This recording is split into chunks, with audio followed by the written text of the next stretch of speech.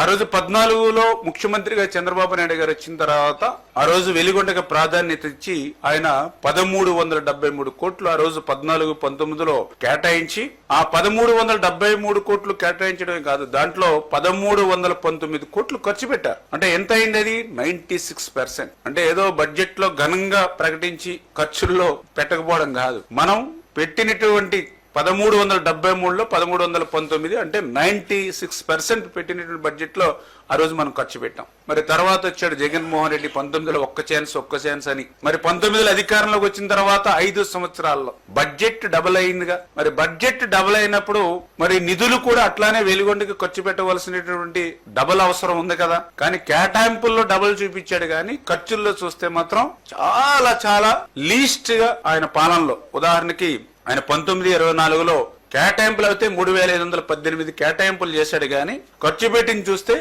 కేవలం 647 కోట్లు మాత్రమే. ఏ ముఖ్యమంత్రికి ప్రకాశం జిల్లా మీద గాని వెలిగొండ మీద గాని శ్రద్ధ ఉంది అనేది ఇదే ఒక ఉదాహరణ.